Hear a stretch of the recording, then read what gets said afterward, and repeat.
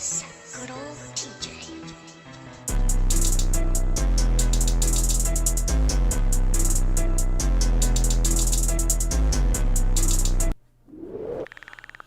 Konnichiwa, Newswatch Boy INCOG. Better than reaction video. This is the third time me doing this intro, guys. One was a test, another one I had got a call. Alright, so this one we should be good.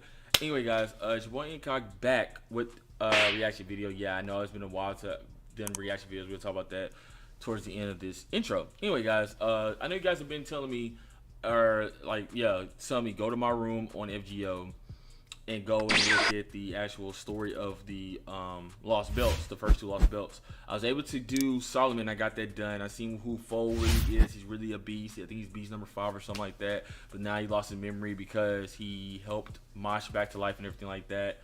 Yeah, so now I know about that. Like you guys were telling me that towards the end, you know about Foe's identity and stuff like that, which was kind of teary-eyed. I ain't gonna lie, a little tear-jerking moment.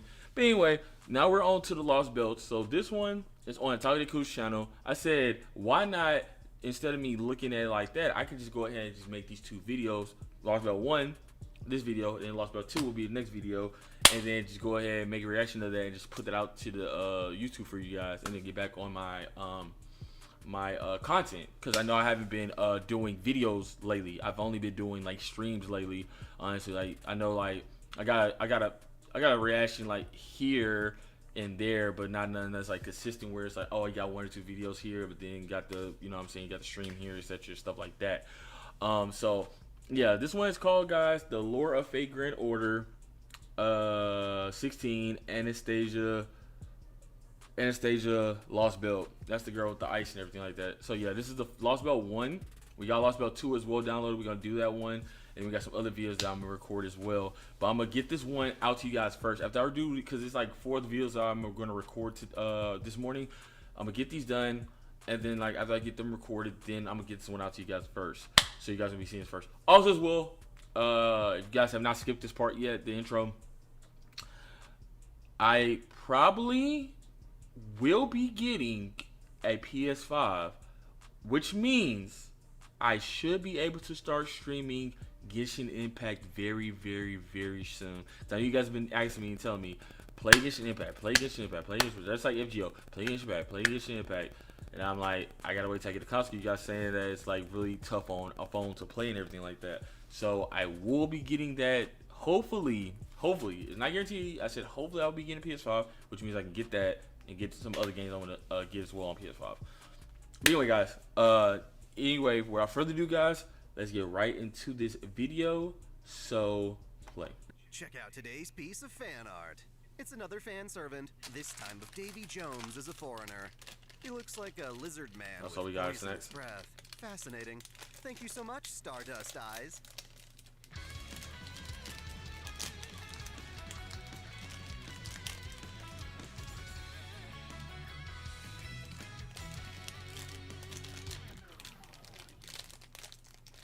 Welcome back to Otaku Daikun.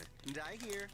Today, we finally cover the lore of the Lost Belts themselves, starting with the very first, Anastasia Permafrost Empire, otherwise known as the Russian Lost Belt. As usual, we're here to both summarize the story's events, while also presenting it in a way that's easiest to understand, with all the secrets laid out on the table. If you want to experience the story in its raw form, feel free to play it yourself, or check out my live stream playlist that covers my entire journey through FateGrand Order. That said, let's get started. Let's get to it. Last we left off, the alien god began its invasion of the Earth. The 7 Lost Belts manifested in their respective geographical locations. Wait, 7? While the rest of the land was bleached. The remnants of Chaldea, taking refuge in the Shadow Border, managed to escape this calamity by venturing into void space. But for everyone else, the following 3 months were hell. Humanity fought against this bleaching of the Earth, but it wasn't the kind of thing one could fight with weaponry. Ultimately, humanity was mostly wiped out in a matter of days. Miraculously, though, there were survivors who took refuge in barren villages. Even so, they were left with no real goal or future. All they could do was pray amid the vast empty white they inhabited. One man, however, decided to venture out into that wasteland in hopes of discovering how and why it had all happened. This man, David Bluebook, took an abandoned motorcycle and began a journey to the one place on Earth, aside from the Lost Belts, that was never bleached: Area 51 in southern Nevada. Records at Area 51 chronicle how a creature named Specimen E crash-landed on Earth shortly after humanity was saved from incineration. Researchers brought this specimen, which was a creature that looked like tree roots, to Area 51 in hopes of nursing it back to health. More and more of this story gets revealed to us with each Lost Belt as David gets Wait, closer guys, so to I'm gonna Area pause 50. right here. Just quick pause because it's 35 minutes. That's probably gonna be the only pause of the video. Do you guys believe Area 51? Obviously, it's real, but do you guys believe in Area 51? They're hiding aliens or like some type of alien, like specimens or like parts of their spaceship or anything like that? Or you think they're hiding something else in Area 51? Let me know in the comments down below. I'm kind of curious. So let me know in the comments down below what you think they're hiding in Area 51. All right, so let's get back to it. So play. And learns about the experiments done on Specimen E. I'll reveal that info as it's revealed to players, but even just from this, it seems very likely that the alien god came to Earth in order to find Specimen E. Regardless, it's clear that 3 months have passed since the start of the alien god's invasion, which means that the cryptors have had that much time to cultivate their respective Lost Belts. But what exactly does that even mean? Well, I said before that a Lost Belt is a timeline or alternative universe that would otherwise be pruned from existence for deviating too far from what the universe considers to be proper human history. In other words, the Lost Belts are all worlds that were doomed, but now have a chance to continue because of the alien god.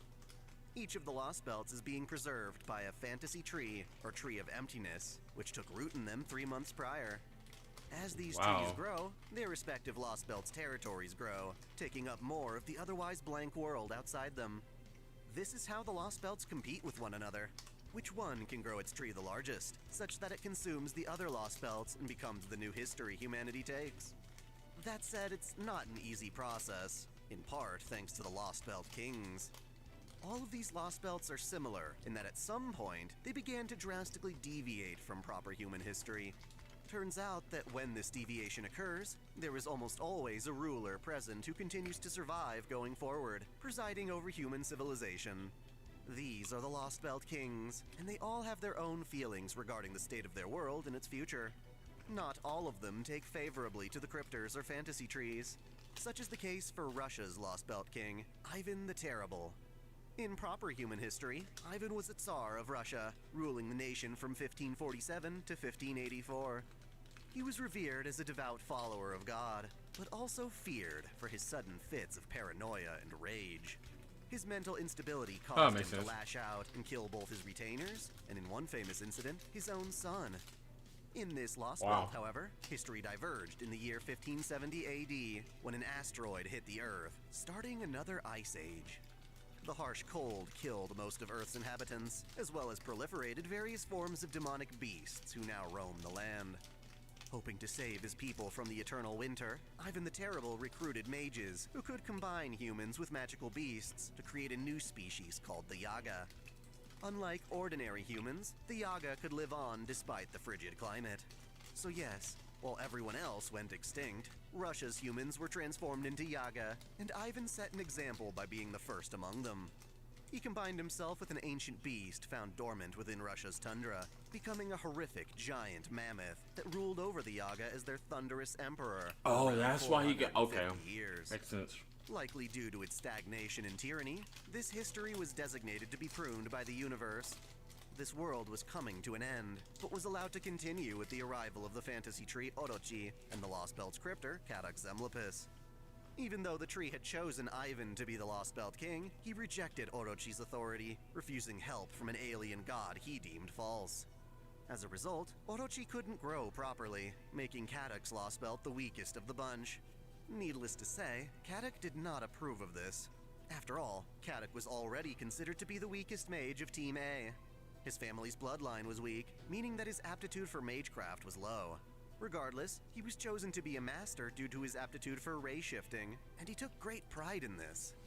Despite being masochistic and timid, Kadak was able to endure his inferiority complex and eagerly participate as a master of Chaldea. Ultimately, however, his spirit was shattered when Lev Liner robbed Team A of their chance to protect humanity. He was infuriated to find out that, instead of himself, a pathetic rookie mage got to save the world. Thus, Katic performs his duties as a crypter, in part to prove to himself he could have done a better job than Ritska. It's kinda lame, really, helping to destroy humanity because he was denied his chance to save it. Of course, the other factor pushing him forward were his feelings for his servant, Anastasia. Oddly enough, Russia has at least 2 famous Anastasias. One, conveniently, was Ivan the Terrible's wife. The other, of course, was Anastasia Nikolaevna Romanova, daughter of Nikolai II, the last Tsar of the Russian Empire. He had a wife the She same is man? famous for accounts of the Russian revolutions that brought herself and her family to death by firing squad. Films like the Don Bluth animated Anastasia like to romance the idea that she somehow survived the ordeal, but in truth this was not the case. Instead, she was executed. But just before her death, she attained the ability to form a contract with V, a spiritual monster utilized by the Russian Empire. Thus, when summoned as a caster servant, Anastasia can rely on V's mystic eyes to dye her enemies in blood and manipulate ice. Being such a tragic figure, she doesn't open up much to others easily, but when she does, she can be quite caring and playful. As such, she begins to care about Katic dearly. The two of them together decide that if Ivan won't support the fantasy tree, they will have to overthrow his rule and establish Anastasia as the rightful king of the Lostbelt. That said, Ivan's a terrifying mammoth, and killing him wouldn't be so easy. Thankfully, they didn't have to. It won't be. Ivan's initial attempt to restrain the fantasy tree exhausted him, putting him into a deep slumber. This activated his noble phantasm, Chornij Oprichniki, conjuring an army of his royal guards, the Oprichniki, or Black Dog Corps. While Ivan was asleep, Anastasia could control the Oprichniki while pretending to be his wife. To help legitimize this facade, Katic and Anastasia received help from Rasputin Kire, you know, the son of a bitch who killed Da Vinci. I mentioned in the previous video that he's an agent of the alien god, a pseudo-servant summoned with the spirit of Grigory Rasputin inside the body of Kire Kotomine, who had presumably died in 2004. In proper human history, Rasputin was a self-proclaimed holy man, cherished by Anastasia's family, after presumably curing the Tsar's son Alexei of hemophilia. While the royal family treated him well, the people began to accuse him of heresy and adultery with the Tsar's children. True or not, these accusations painted the Romanov dynasty poorly, and many blamed him for Russia's decline. In other words, Rasputin played a key part in the collapse of the Romanov dynasty, which included Anastasia's death. As a servant, he serves the alien god, but his ultimate goal is to see Anastasia take over as the Russian Lostbelt Tsar.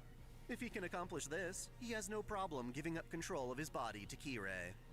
In order to fool Ivan the Terrible, as well as Anastasia, Rasputin refers to himself as Ivan's mentor, Metropolitan Makarios. So does his work. This helps pacify Ivan when he awakens, but to keep him asleep for as long as possible, Rasputin sought help from a different servant. Wolfgang Amadeus Mozart, whom we introduced way back in Orléans, was summoned into this Lostbelt as part of the counterforce's last cry for help. In life, he was a prodigious music composer, whose works are some of the most famous in history. His noble phantasm, Requiem for Death, was capable of putting Ivan the Terrible to sleep, and so he was brought to the royal palace to perform continuously. He played his piece for 2 months straight, but asking a servant to deploy a noble phantasm for that long is kinda ridiculous. Right, I'm about to say, what? His spirit origin wasn't up to the task, but thankfully, he knew he could pass the torch to his good friend, Antonio Salieri. I say this somewhat sarcastically, because while in life Salieri and Mozart were friends, their relationship was strained by baseless rumors that overshadow the truth. Salieri was a renowned operatic composer in Vienna, and while he was certainly impressed and inspired by Mozart's own compositions, the two remained respectable peers. Salieri even taught both Mozart's protege and son. In 1820, however, a legend emerged claiming Salieri, out of envy and incompetence, had murdered Mozart in an attempt to stay relevant. Whether through poison or psychological manipulation, people began to believe Salieri pushed Mozart to his untimely grave, despite Salieri's own denial. Well, in fate, even baseless rumors have power, so long as they're famous enough. In Salieri's case, as a servant, he manifests as an innocent monster, an anti-hero who derives strength from his sullied reputation. When he was summoned into the Lostbelt, much like Mozart was, he resisted a compulsion to make the rumors true by killing his rival. Nonetheless, Salieri visited Mozart in the palace, just as Dang, I Mozart missed grew too all weary to this. continue playing. Truly believing it best to keep Ivan the Terrible asleep, Mozart used this as an opportunity to have Salieri take his place at the piano. Before vanishing, Mozart put a curse on Salieri that caused him to believe he was Amadeus' alter. As Ivan lacked the sensitive ears to tell the difference, Salieri's playing continued to preserve his slumber like before. In addition to Mozart and Salieri, the counterforce also summoned 3 other servants. First, we have Atalante Alter. I spoke of her way back in Okeanos, the famed archer of the Argonauts, known for her desire to help wayward children. One of her life's greatest achievements was slaying the Caledonian boar that Artemis sent to ravage the earth. The boar's pelt is cursed, turning its wearer into an enraged beast. Thus, Atalante Alter is the berserker form of Atalante, under the boar's influence. It brings out her baser, violent desires, but unlike other berserkers, her madness enhancement doesn't inhibit her rationale. She was summoned with enough time to watch how Ivan's rule from Yaga Moscow oppressed all the Yaga from smaller villages who struggled to stay fed. These villages had to pay a tax to Moscow in the form of food, giving up the demonic beasts they hunted even as their numbers dwindled. Hoping to liberate these Yaga, Atalante Alter formed a rebellion against Ivan, fighting against the Oprichniki for 3 months. Then we have Billy the Kid, the juvenile outlaw of the American Wild West, known for killing 21 people by his 21st birthday. He was summoned alongside Beowulf, the king from the famous epic poem in which he slayed the giant Grendel and battled against a fire-breathing dragon. While we encountered both of them before in the American singularity, the ones here in Russia are different incarnations from those recorded in Chaldea's spirit graph. During those first 3 months, they wound up protecting a band of male Yaga, some of who eventually rejected their help and became bandits instead. The last factor in this lost belt is Miyamoto Musashi. We already know she can travel between different worlds, and she just so happens to wind up in this lost belt as part of her journey. She spent her time wandering the winter hell, slaying bandits in Oprichniki, declaring herself a member of Chaldea. With all that said, let's summarize everything once more. The Russian Lost Belt came as the result of a timeline in which the Earth was thrown into an eternal winter. Its king, Ivan the Terrible, turned himself and his people into a race known as the Yaga in order to survive the cold. He tyrannically ruled over Russia for centuries, until the Lost Belt was chosen by the alien god. Ivan rejected this intervention and resisted the growth of the alien god's fantasy tree, forcing Kadok, Anastasia, and Rasputin to restrain him through slumber. I remember the Various trees now. servants are summoned by the counterforce, and all of them take up different roles in the ordeal. This is where Chaldea finally comes into play. Our initial jump into void space caused damage to the Shadow Border's armor, preventing us from performing another zero sail. Even worse, both rations and energy are running low on the border, so we're left with no choice but to return to normal space within the storm wall of Russia's Lost Belt. After all, our only reference point to this new world is the Oprichniki that attacked Chaldea's main base. When we emerge in the middle of Russia's eternal winter, the border cannot move. We have to investigate on foot like we did for the Singularities. Now, however, we're screwed because we have no servants. Da Vinci-chan is tied to the border, and Sherlock has to stay behind to protect all the staff members. Thus, it's up to Ritska and Mashu to once again venture into the unknown. Sadly, Mashu's not in any shape to fight. It's practically just 2 mortals going into danger, armed only with mystic codes to protect them from the freezing winter. At least Mashu's is nice and fuzzy. Our goal is to find a spiritual Look at ley line. Mashu. Doing so will let us make use of the spirit origin briefcase Da Vinci preserved from Chaldea. If we can charge it with enough energy, we can summon a legitimate servant. Unfortunately, it's not long before we're attacked and overrun by demonic beasts. Our journey would have ended right away, if not for the intervention of a very special Yaga named Patsy. Like all the other Yaga, Patsy was born into this frozen hellscape, struggling to obtain enough food to live on. After his father died, though, he took over caring for his mother, who had grown forgetful in her old age.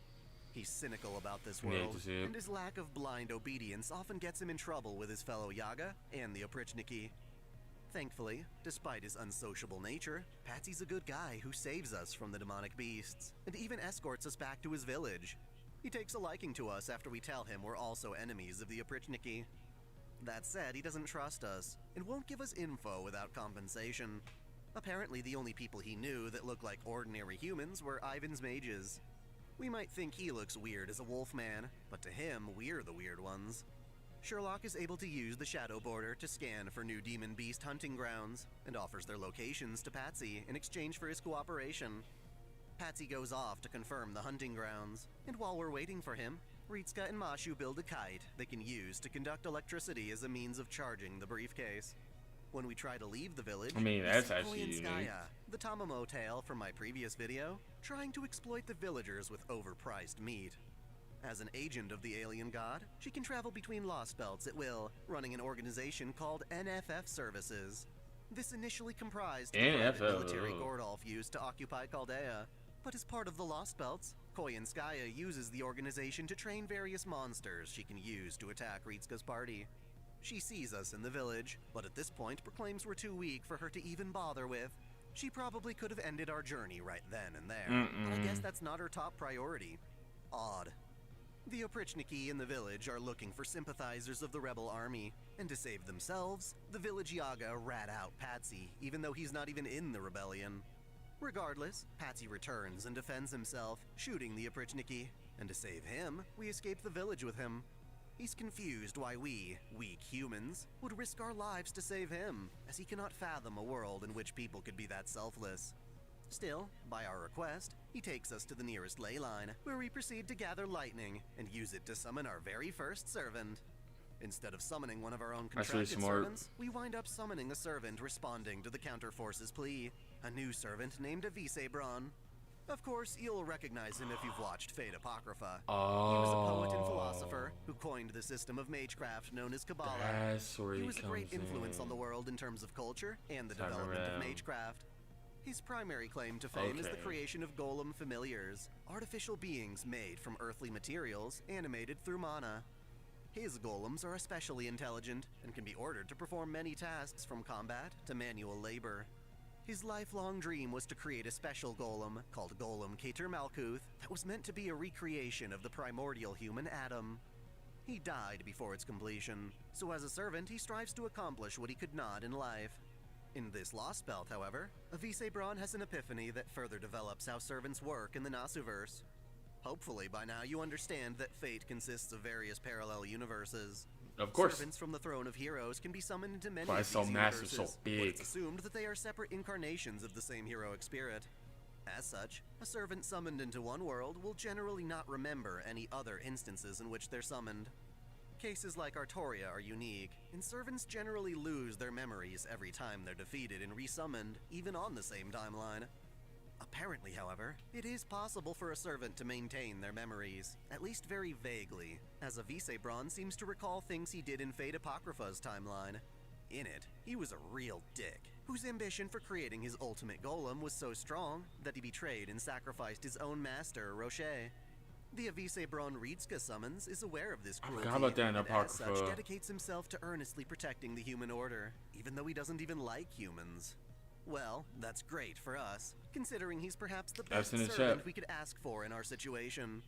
Thanks to his patented Flex Golem, he can solve practically every one of our problems with the golems he creates. They can be used for combat, transportation, protection, warmth, and other well-needed tasks like repairing the Shadow Border's damaged armor. So long as he has the necessary materials, he can make as many golems as he needs. Now that we have a functioning party, we decide to try and find the rebel army. Patsy follows up on some intel he had to take us to their base. At first, the rebels suspect us of conspiring with Ivan, but eventually the misunderstanding is cleared when Atalante Alter arrives. She knows we're not the same master and servant working with Ivan, and based on our desire to join her cause, she welcomes us into her stronghold. We form a mutually beneficial relationship, exchanging information and services to learn more about how this Lostbelt works. We join her forces, hoping to defeat Ivan, and she gives us our first mission, to go from village to village delivering the rebels' manifesto in an effort to gain more recruits and supplies. It's tricky because some villages are terrified of Ivan's wrath, while others are so sick of the Oprichniki they're willing to offer our aid. One thing helping our cause, at least, is how Musashi's going around slaying bandits in the name of Chaldea. Some villages are willing to help us out of sheer gratitude. Our service to Atalante's rebellion earns us the supplies we need to repair the Shadow Border, so Ritsuka, Mashu, and FateGrand return to it. There, Mashu gets a medical exam from Da Vinci and learns that she can still fight as a servant. Even though Galahad stopped supporting Mashu as a demi-servant following the battle against Solomon, the fact that she can so still she come manifest that in other servant form at all form, shows that she can continue to do so through her her weak own form. merits. While at first Mashu needed Galahad's help to fight, her continuous battles throughout the Singularities forged her into a strong knight of her own. She's definitely weaker without Galahad's help, but one of the biggest factors preventing her from fighting is her own mental inhibition. If she can overcome her doubts and confide in her own strength, she can consistently turn into servant form. Sadly, this is easier said than done. While Singularities were a means to an end for Getia's incineration, the Lost Belts are a bit different. These are fully fledged worlds trying to survive being pruned by the universe. Should Chaldea succeed in dismantling them, they will cease to exist. In other words, to save our own world's history, we need to put an end to others. This Arthur means that Knox, we're or technically however you condemning said it Patsy for and Mosh. everyone else in his world to ruin. Because of this, Mashu is uncertain that she's doing the right thing, and this holds her back from fighting with us. That said, if Mashu can overcome these doubts, Da Vinci has a way of supplementing the strength Mashu lost from Galahad's absence. That is, a nifty thing called Project Ortonax. Ordinax, that's what's going on. With things partially patched up, we return to the rebel stronghold and accompany Atalante in search of other rumored servants in the area. Sure enough, this leads us to Billy the Kid, who in turn calls for Beowulf to back him up. Like the rebels before, these two suspect that we're the master and servant working with Ivan, and so we have to fight to prove ourselves. Typical. With that out of the way, we suggest teaming up, but due to potential strain between the two factions, we instead agree to work separately toward the same goal. To remain in communication, Billy the Kid joins us, along with a domesticated demon beast named Shan that serves to communicate between the two factions. So that's cool. We gained some new allies, but we're also met with more trouble. Apparently, the Oprichniki have burned down a hidden storehouse used by the rebels to keep food on hand. Thanks to this, the rebels are about to starve, and the only thing Atalante can think of to stop it is to steal food from Patsy's home village. Compared to other villages, what kind of their food? pro-Ivan stance graces them with more food. Not a lot, but definitely better than the others. It's a risky endeavor, and Ritska wants the transaction to go down without casualties. We send a Visebrand to go procure enough materials to build a golem wall around the village. Sadly though, conflict seems inevitable. After killing the Oprichniki surrounding Patsy's village, Atalante tries to negotiate with the mayor. This is interrupted when more of the Oprichniki arrive and begin killing people indiscriminately. In this chaos, some of the rebels open fire on civilians, but Atalante is able to calm the situation long enough for a Visebrand to return and take everyone's weapons away. Our mission is a bust, with the rebels leaving with only a third of the food they needed. What's worse is that Patsy, upon returning to his village, finds out that the villagers stoned his mother to death. He blames his absence in joining the rebels for his mother's death and becomes a deserter. Oh my Meanwhile, goodness. at Yaga Moscow, Kadik gets a visit from one of Kirstaria's servants, Canis. She's supposed to check on the Lost Belt, but instead pretty much just Okay, taunts Canis look pretty Kadik. cool. Who the heck Since is she that? doesn't really interfere in any meaningful way, I'll spare discussing her until she's more relevant. In response to the rebellion's recent actions, Rasputin has Salieri, aka Amadeus Alter, attack the party. At Yaga Tula, we encounter Salieri, believing him to be Mozart, but discover the truth after Billy shoots his mask off. Salieri gets knocked out during our fight, after which Kadik arrives in the village with Anastasia and a squad of the Oprichniki. Mashu tries to reason with Kadik, but instead learns about his disdain for Ritska. We're back to fighting, and Anastasia is able to use her noble phantasm, VVV, to destroy a Visebrand's golems. We're outmatched, but thankfully Salieri wakes up and comes to his senses. Thinking Kadik and Anastasia had brainwashed him, Salieri lashes out with his noble phantasm, Dio Santissimi Misericordia de me. This balances Anastasia's That is a assault, mouthful allowing of a a noble Visebrand to phantasm. fight back with some newly created snow golems. Say it 3 This times buys us fast. enough time Chat. to escape with Salieri in tow. While Salieri has regained his identity, he does not recall how he came to be controlled in the first place. He joins us under the condition that we let him kill Mozart, which is fine considering Mozart's already dead. We reunite with Atalante's rebellion and help her build a new stronghold that's closer to Yaga Moscow. Nearby is a cave abundant with ore, jewels, and other golem materials. FateGrand creams his jeans before declaring he can FateGrand, that's actually a dope name, FateGrand, with his new salvage. We assure Atalante that even if we fix the border, we still intend to fight Ivan. Of course, we don't tell her we plan to completely dismantle the Lostbelt. Salieri stays at the new base, while the rest of Ritska's party returns to the border to complete repairs. Meanwhile, Patsy, after abandoning the rebellion, is captured by Rasputin and taken to Yaga Moscow to see Ivan in person.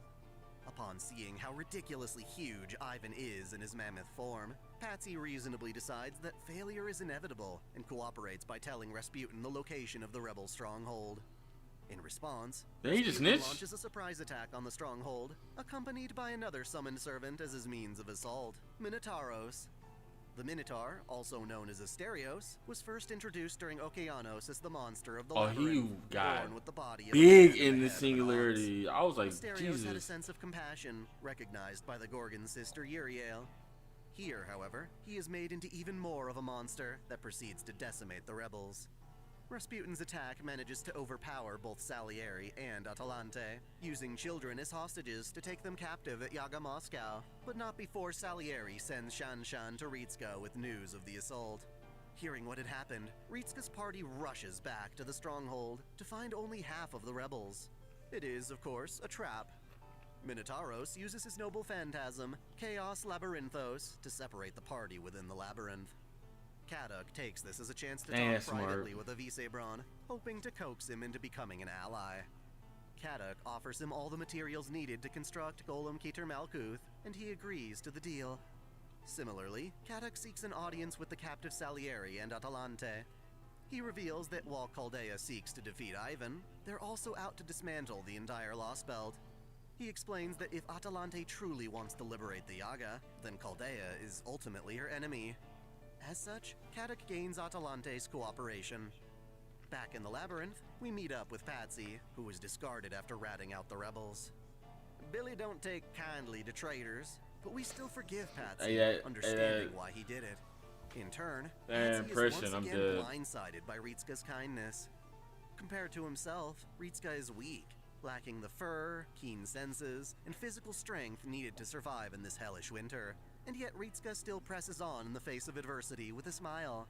He can hardly believe there exists another world in which the sky is blue and pleasant, and its residents can more or less live carefree. Their interaction is interrupted by the Oprichniki, and while we still have Billy to fight for us, we find an extra ally in Musashi, who just so happens to also be trapped in the labyrinth. Yay! I'm dead. Patsy's sense of hearing helps us find the labyrinth's exit, and outside, we meet up with Beowulf's forces. Together, we get the idea to awaken Ivan, as doing so will get rid of the Oprichniki. They only exist in his dreams, after all. Beowulf prepares for an assault on the capital, and Ritska rides in the shadow border to try and rescue Atalante and Salieri. Musashi, look at the waifu. We arrive to an empty prison with a note from Kaduk saying that the two servants will be executed in Yaga Moscow in 5 days. Naturally, we plan our attack on the capital to rescue them, not knowing it's all part of Kaduk's plan. In preparation, Da Vinci upgrades Billy's gun so he can take on any Oprichniki we meet before Ivan wakes up. On the day of the attack, we storm Moscow. Atalante is used as a trap to seal the party in the labyrinth once more, but we actually planned for this. If anything, it gets us closer to Minotauros, and we defeat him in battle. In his death throes, he recalls the time he spent with Uriel, reaffirming that servants can obtain memories from other incarnations. Fittingly, it's at this point that FateGrand shows up once again and explains that he wants to use the labyrinth to create his Golem Keter Malkuth. Out of guilt for his actions to Rocher in a previous life, however, he wants this golem to help save humanity. He makes himself the golem's core and entrusts its control to Ritska. Naturally, having a giant born in your city isn't exactly subtle, and so the commotion rises Ivan from his sleep. Thanks to the golem, however, we actually have a means of fighting back. Shit gets crazy, like a kaiju battle, and it's made clear that Anastasia and Rasputin were all hoping for this outcome. They wanted to slay Ivan too, so now we're all temporarily united under a common goal. Meanwhile, Salieri, hoping to find Mozart, returns to the palace and relearns from Rasputin how Mozart had already died. Nonetheless, Rasputin encourages Salieri to play Dies Irae on the piano as a means of weakening Ivan. It works. But in response, Ivan targets the palace with a giant blast of lightning. He's about to toast both Salieri and Ritska when, suddenly, Mashu steps in, tricked out with new gear, guarding the blast with an alternate noble phantasm called Mold Camelot. This Mold gear Camelot. is the Orton Axe, an exoskeleton designed by Chaldea, originally to support demi-servants, before Mashu was their first official success. It helps Mashu augment her abilities now that Galahad is gone, though in gameplay it's fair to say she's definitely not as strong as before. Heck no, she not. Mashu's back in action, Boy, ain't no baby. way, boy. She She's blocks stronger. a second blast, and the resulting light distracts Ivan long enough for Musashi to sever his trunk with Ishana Daitensho. Strangely, Musashi's existence in this Lost Belt is unstable, so using her noble phantasm causes her to warp to some other world. Nevertheless, she was a key figure in our victory. Exposed, Ritska has the golem rip Ivan's base body from the mammoth, causing both giants to crumble apart. Anastasia declares herself the new Lost Belt King, proving her strength in a fight with Ivan's exposed body. She wins, and Rasputin, after seeing her declared ruler of Russia, gives control of his body to Kirei, so I'll just call him Kirei from now on. In his last moments, Ivan confronts Ritska about the conflict between their two worlds. He wants to confirm that Chaldea has the resolve to follow through on their journey, willing to trample the future of the Lost Belts in order to protect their own world. After all, that's what they're about to do, as we must now fight Kaduk and his servant. Before that, however, Kaduk has another pawn. Atalante, now aware of Chaldea's intentions, refuses to abandon the Yaga. We're forced to fight our former ally, which totally sucks. And during the battle, one So of the rebels anime, tries though. to snipe So Ritska. anime. Makes sense, really. The attempt is thwarted, however, when Patsy of all people steps in to take the bullet. That's right, Patsy. The poor soul who fought through this hellhole trying to survive with his mother, who feared fighting against Ivan's might, made the ultimate sacrifice to save the one person capable of destroying his entire world. He does it because he envies Ritska and the world that they bragged about, the world they continually fight to protect despite being so weak. For the sake of a world he dreams is far better than his own, Patsy grabs Ritska by the collar and demands that they save proper human history. He then dies, giving Ritska the resolve needed to finally accept Chaldea's newest mission. Billy and Atalante alter, then duel each other to the death, and upon losing, Atalante reluctantly gives Chaldea her blessing, calling off the rebels before disappearing. This leaves Ritska and Kaduk alone to conduct a proper master-on-master duel. For as confident as he was in Anastasia, however, Kaduk loses the fight. That said, Cryptors all have one last resort, their special command spells granted to them as members of Team A, the Sirius Lights.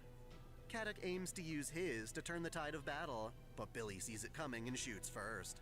Before the bullet can hit him, however, Anastasia takes the impact. The girl who hates guns after once being executed by them is willing to endure that pain again for the sake of her master. Beyond Ironic. claiming the Romanov dynasty, she first and foremost wants Kaduk to live on, even if his own Lost Belt is destroyed. Thus, she disappears, allowing her master to survive the encounter. Billy knocks him out so he can take him captive. It sure would be nice to interrogate a cryptor after all. With that taken care of, there's only one more thing keeping this Lost Belt alive. What the heck is Fantasy that? Tree Orochi, which has been ominously looming in the distance since we arrived. We fight to destroy the tree, but have absolutely no luck. To our surprise, however, the priestess of the alien god, that mysterious half-naked that chick that's tree. always watching over events as they transpire, shows up and destroys it herself. With a single touch, the tree freezes over and shatters, revealing an imitation Holy Grail within. Naturally, we take it, but question just who this priestess is and what her motives Yeah, are. who is that? Let's just say, as of this video, I have no idea myself. Either way, with Kaduk in tow, we return to the Shadow Border. Thanks to the tree's destruction, the Lost Belt storm wall disappears, allowing us to cross through, where we find the Earth in its empty white state. The Lost Belt begins to disappear, similar to how singularities do. But while there's still time left, Salieri takes the opportunity to show the Yaga the beauty of music, playing Twinkle Twinkle Little Star for them to honor Mozart's passing. Wow, I'm The story dead. of this Lost Belt ends on a Twinkle rather Little Star. exciting cliffhanger. I wonder where While you traveling are. across the wide expanse, the Shadow Border receives so a high transmission to from a the mage sky. claiming to be from the Wandering Sea, one of the 3 branches of the Mages Association. It is by far the most mysterious, such that some mages hardly believe it even exists. Regardless, we now have a glimmer of hope, some sort of goal to hang on to going forward, as this unidentified mage calls out looking for survivors. And there you have it. The Lost Belts are all pretty damn epic, and this one in particular sets a high bar for Yeah, things this is going crazy. forward. I hope you anticipate the next video in the series, which will cover the second, or Norse, Lost Belt. Thanks for watching. If you enjoyed this Dang. Alright, guys, so we're not even going to even like make this outro long, man, because we're going on damn near, oh no, we are going on 40 minutes now. Yeah, so like, share, subscribe on the video, guys, so bell notification message, click all, so you know as I make a future upload, guys. Also, well, guys, you guys are enjoying the content, you guys want to be go the extra mile, go ahead and hit the join button down below. Alright, guys, so I'm out. Well, INCOG, here.